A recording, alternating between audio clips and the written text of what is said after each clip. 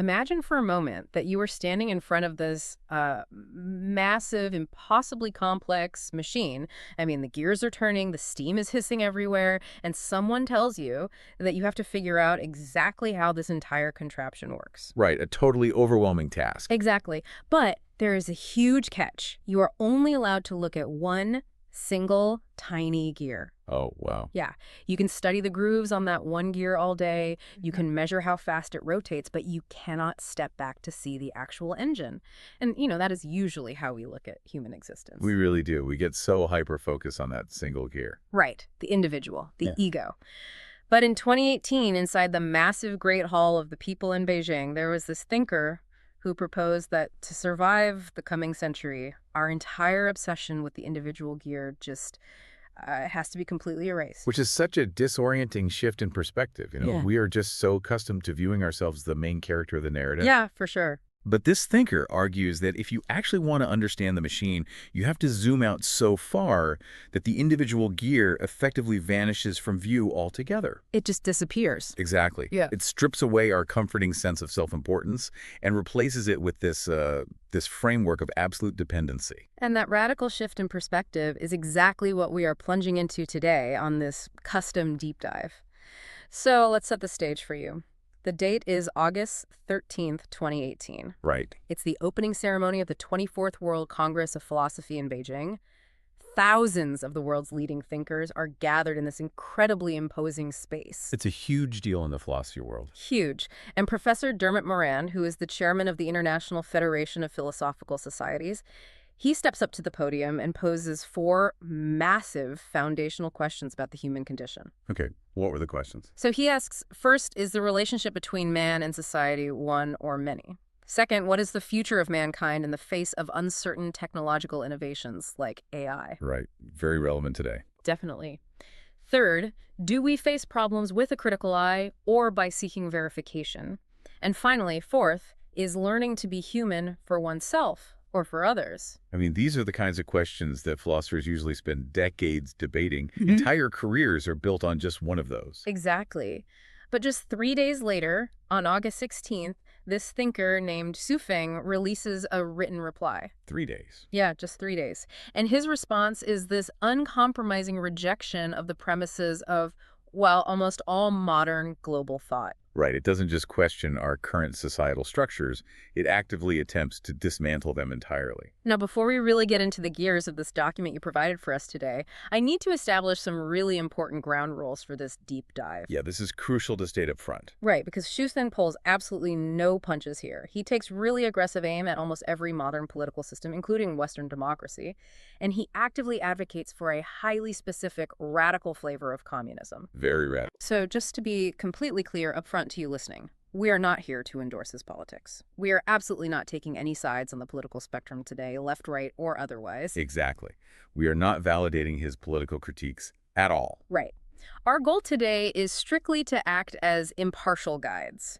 We just want to impartially report and unpack the internal mechanics of the arguments contained in the source material you gave us. We want to see exactly why he believes these modern systems are doomed to fail, basically treating his framework as an intellectual stress test. Perfectly said. So, mapping the architecture of his worldview. And to understand how Shuizeng views the future of the world, we really first have to understand his answer to Moran's first question, how he views the individual's place within it. Right, the question of whether the relationship between man and society is one or many. Okay, let's unpack this. Because Xu Feng looks at that dichotomy, and he completely rejects both one and many. He just tosses the whole premise out. Yeah. Instead, he introduces a concept he simply calls a combination. And to explain it, he uses the analogy of an ant colony or a bee colony. And this biological analogy is, it's the absolute bedrock of his entire philosophy. How so? Well, he argues that we have this persistent blind spot because we are constantly looking at ourselves from the ground level. Right. But if we evaluate human society from a higher level of life, like a true macro perspective, we look absolutely no different than a pack of wolves, a pride of lions, or a hive of bees. Just another animal collective. Exactly. Think about evolutionary biology. A single ant isn't truly an independent organism, right? No, not at all. It can't reproduce on its own. It can't survive the winter on its own. It is functionally just a mobile cell belonging to a larger organism, which is the colony itself. So he is basically saying that the entire concept of individual autonomy is just a total illusion. Yes. To Shifeng, society is the body, and you are merely a cell.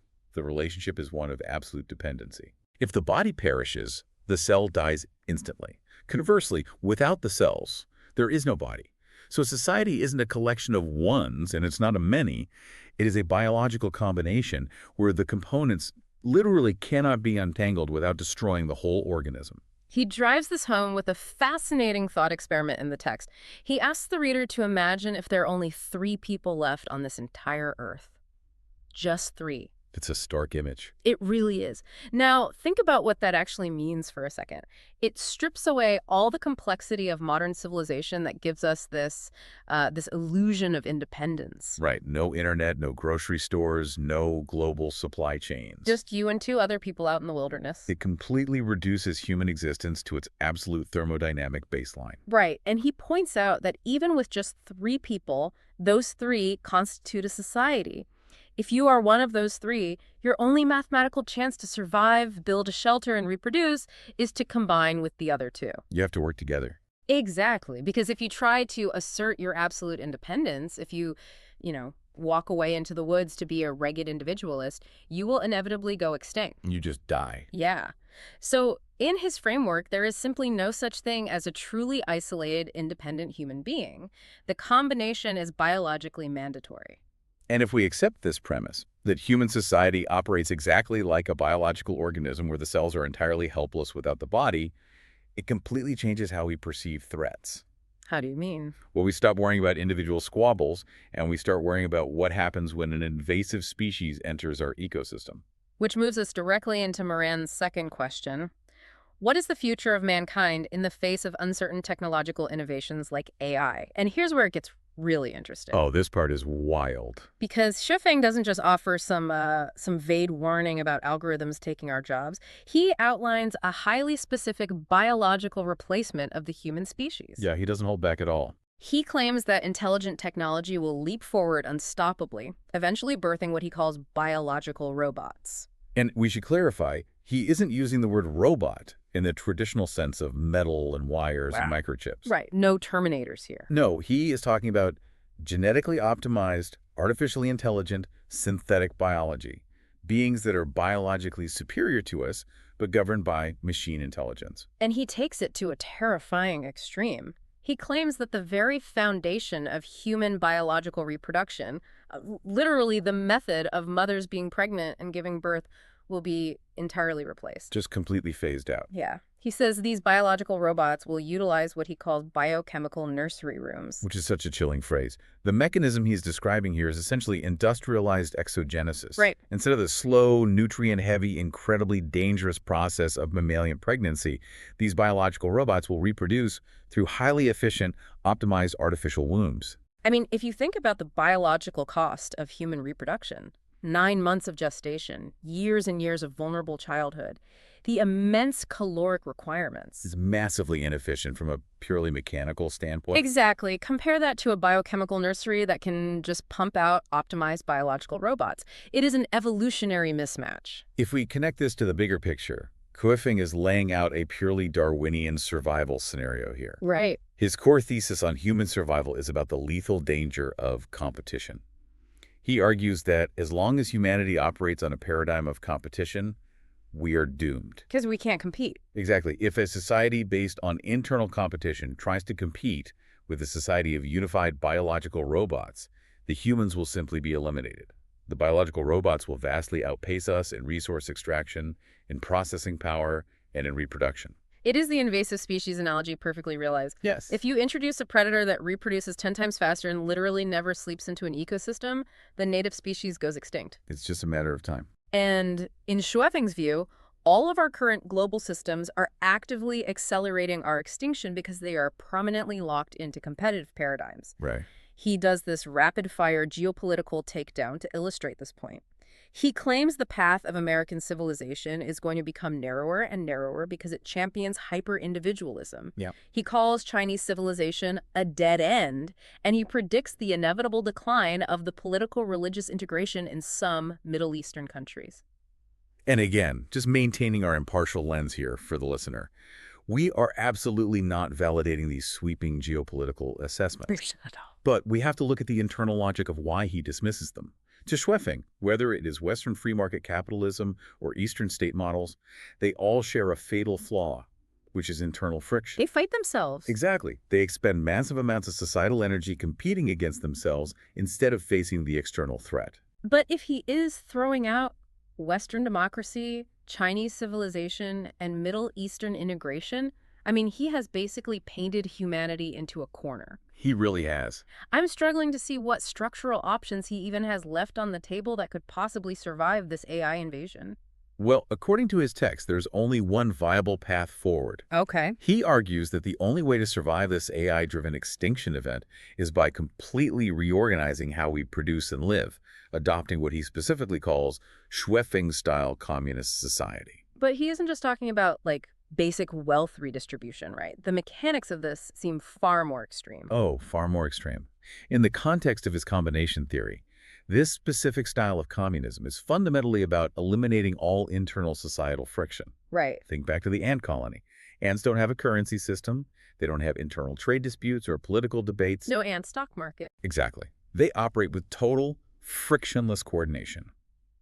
Schweffing believes that to match the collective processing power of biological robots, humanity must restructure itself into a literal, hyper-coordinated hive mind. Wow. No markets, no internal competition, just pure, unified resource allocation geared entirely toward the survival of the collective body. Okay, but if humanity is facing an extinction event via biochemical nurseries, the immediate question becomes, how do we actually coordinate that hive mind? Right. Logistically, it's a nightmare. Yeah. How do we solve the unimaginably complex problems required to restructure global society faster than an AI can outthink us? Which brings us to Moran's third question. Do we face these problems with a critical eye or by seeking verification? And Schweffing's answer here is perhaps his most controversial point in the whole document. He rejects both methods completely. Both of them. Yeah, arguing that both are far too slow to save us. He dismisses criticism almost immediately, right? He argues that criticizing only finds the problems, but it does absolutely nothing to actually solve them. It is just passive observation to him. Right. But then he takes aim at verification. And to explain his critique of verification, he uses a very famous Chinese idiom, crossing the river by feeling the stones. It is a vivid analogy for incremental progress. Right. The idea of verification is taking things step by step. You test the waters, Yeah. you feel for solid ground with your foot, and once you verify it is safe, you shift your weight forward. But Schweffing warns that this incrementalism is basically a death trap. He says if you are blindly feeling the stones, you have no macro vision of the river itself. You can't see what's coming. Exactly. You might not even make it to the center before a massive wave, in this case, the advent of biological robots, comes out of nowhere, overturns you, and you drown. He is strongly arguing against decentralized problem solving. Er. The slow, methodical approach of verification might work in times of peace, sure. Yeah. But he believes it is a luxury humanity can no longer afford when facing an exponential technological threat. But I have to push back hard on this. I mean, seeking verification isn't just some abstract philosophical concept. It is literally the fundamental mechanism of the scientific method. Oh, absolutely. We form a hypothesis, we test it, we verify the data, and we build upon it. It is literally how we built the modern world. Abandoning the scientific method seems like intellectual suicide. What is he suggesting we replace it with? He is suggesting we replace collective verification with a radical concept he calls the superhuman philosophy. Superhuman. That sounds like we were waiting for a superhero to swoop down and save us. It does sound like that, but he is completely serious about the epistemology of this. He argues that instead of relying on the slow, decentralized verification of the masses, humanity must rely on a singular, hyper-centralized intelligence. Okay. A figure he calls a saint. According to his framework, this person must be completely selfless, entirely devoid of personal ego, and possess the highest possible level of intelligence. So one single person. Yes. This singular saint is the one who must analyze the data, judge the currents of the river, synthesize all information, and then point out the one true direction humanity must go. So instead of crossing the river by feeling the stones, we just close our eyes and let this one saint carry us across. Basically, yes. He's explicitly calling for humanity to surrender its directional decision-making entirely. Exactly. What's fascinating here is how this logic builds historically. In times of severe existential crisis, Human societies have often willingly surrendered democratic processes. Oh, that's true. Look at the Roman Republic. During a massive military threat, they would legally appoint a dictator like Cincinnatus, giving one man absolute power to solve the crisis quickly. Because debating in the Senate was just too slow. Precisely. Feng is applying that exact crisis psychology to the AI threat. And he doesn't hide his disdain for the alternative. He launches a blistering attack on democracy itself in this text. He really does. He actually calls democracy the pursuit of mediocrities, which is a wild thing to say. He claims that the collective wisdom of millions of average people can never mathematically match the foresight and sagacity of one true saint. He argues that democracy is fundamentally incapable of solving what he calls directional problems. Which, again, just to remind you listening, we are looking at purely as an intellectual mechanism. Right. We are not validating his anti-democratic stance whatsoever. Right, strictly remaining neutral here. But, I mean, I can see the brutal efficiency of his logic. If society is a single biological body and the biological robots are a predator about to strike, then debating our next move democratically is like the cells of your body taking a parliamentary vote on whether to run away from a tiger. Exactly. By the time the votes are tallied, the body is dead. He believes only a singular, hyper-processed mind can react with the necessary speed. It is a framework optimized entirely for speed and absolute clarity, completely sacrificing individual autonomy in the process. Which raises a really depressing question for the listener, honestly. If my only purpose as a human being is to function as a tiny cell in a societal body, giving up my democratic voice to blindly follow a singular saint just so our species doesn't get wiped out, what is the point of my own personal growth? That's a dark thought. Where does individual purpose even fit into a hive mind? And that is exactly what Moran's final question addresses.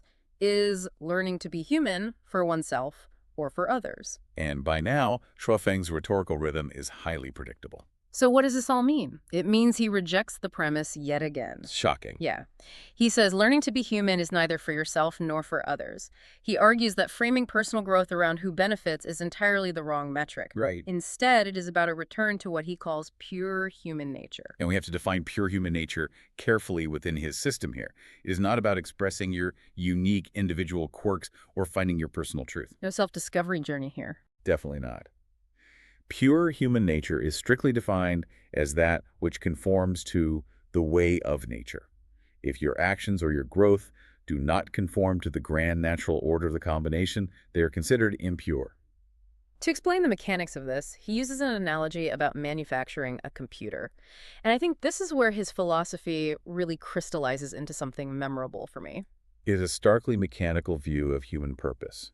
He explains that if you build a computer with excellent performance like great processing speed, perfect memory allocation, it is going to work flawlessly for whoever uses it. Right. The identity of the user is entirely irrelevant to the machine's intrinsic quality. I want to expand on this computer analogy a bit because it maps perfectly onto the self versus others debate. Think about operating systems. If you manufacture a computer solely for yourself, like an entirely closed proprietary piece of hardware, it usually fails on a macro level. Why is that? Because you make it too idiosyncratic. You give it weird ports, a strange keyboard layout, an operating system that only makes sense to your specific brain. It can't interface with anyone else. It becomes totally useless to the rest of the world. In Feng's terms, it cannot combine with the broader network. It is too selfish. Exactly. But let's look at the flip side. If you build that computer explicitly for others, like trying to please every single potential user, you end up constantly compromising the design. Oh, designed by committee. Yeah.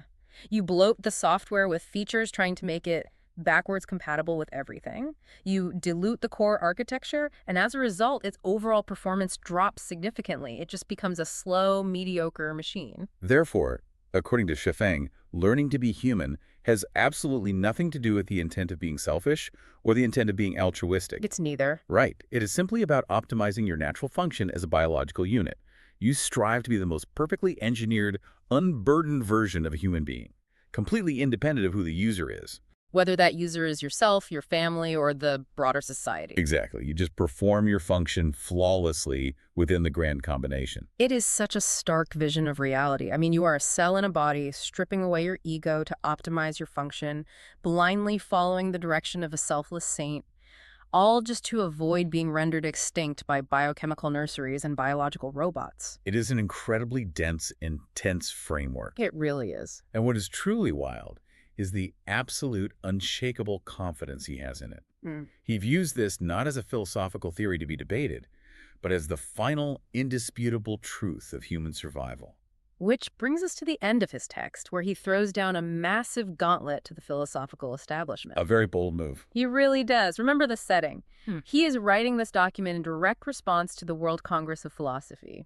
He knows there are thousands of the brightest, most educated philosophical minds on the planet gathered at the Great Hall of the People. Yeah. And Shuifeng ends his document by looking directly at them. He states that there are thousands of master philosophers there, and he challenges every single one of them. Wow. He claims his framework can solve any philosophical problem that they cannot solve.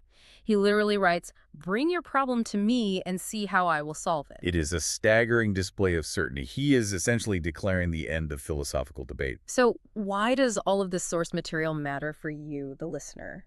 Why should you care about a worldview that feels so uncompromising and, frankly, so extreme? Because looking at these extreme frameworks is an incredible exercise in stress testing the foundational assumptions of our daily lives. Right. We spend our entire lives trying to balance the tension between our individual egos, our desires, our personal goals, and the demands of collective survival in a society.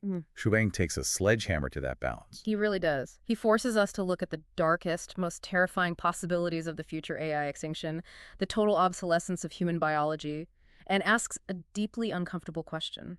What are we truly willing to sacrifice to survive it? Exactly. He holds up a mirror to our deepest societal comforts. Our faith in democratic voting, our reliance on the slow verification of the scientific method, our celebration of the unique individual. Right. And he forces us to defend them against the raw biological mathematics of survival. It is a heavy intellectual workout. And as we wrap up this deep dive, we want to leave you with a final lingering thought. Something to mull over. Yeah, a question derived entirely from the internal logic of Sufeng's own text. He insists that to survive the biological robots, we must abandon the friction of competition. Right. We must abandon the mediocrity of democratic voting. Instead, we must blindly follow a completely selfless, supremely intelligent saint. But if we completely dismantle the mechanisms of verification and democracy. Right. Ask yourself this. In a world that is completely devoid of competition and entirely lacking any mechanism for democratic consensus or scientific verification, Yeah. by what mechanism could humanity ever possibly identify and agree upon who that one perfect saint actually is? It's a huge paradox. It is. You are standing in front of that massive, terrifying machine. You've zoomed all the way out. The individual gear is gone, and you are waiting for the saint to point the way. But without the messy, competitive, democratic friction of individual gears grinding against each other to test who is actually capable. Exactly. How do you know the person pulling the levers isn't going to drive the whole machine straight off a cliff?